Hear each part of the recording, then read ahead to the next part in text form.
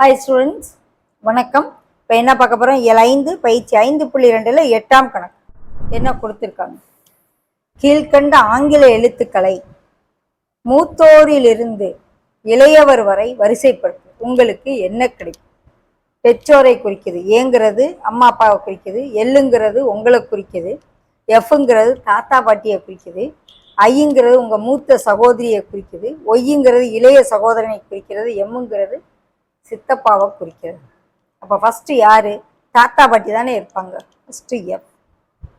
தாத்தா பாட்டிக்கு அடுத்து யார் இருப்பா? உங்கள் அம்மா அப்பா இருப்பாங்க. ஓகே, உங்கள் அம்மா அப்பாவுக்கு அடுத்து யார் இருப்பா? உங்கள் சித்தப்பா இருப்பார். உங்கள் சித்தப்பா சித்தி இவங்க தானே வருவாங்க. இது எழுதியாச்சு, இது எழுதியாச்சு, இது எழுதியாச்சு. உங்கள் சித்தப்பா சித்திக்கு அடுத்து யார் இருப்பா? உங்கள் மூத்த சகோதரி இருப்பாங்க, சகோதரியோ சகோதரனோ. அடுத்து நீ இருப்ப, உங்களை குறிக்கிறது.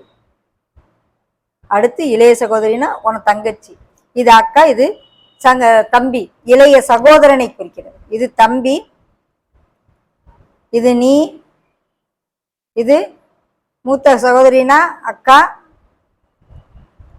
இதுனா சித்தப்பா, இது ஏங்கிறது உங்க அம்மா அப்பா, அம்மா அப்பாவை குறிக்குது, பெற்றோரை குறிக்குது. இது பாட்டி தாத்தாவை குறிக்குது.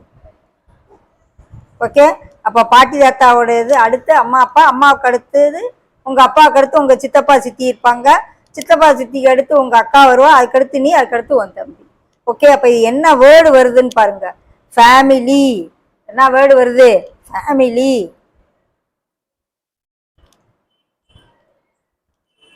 அப்படிங்கிற வேர்டு வருது. ஓகே,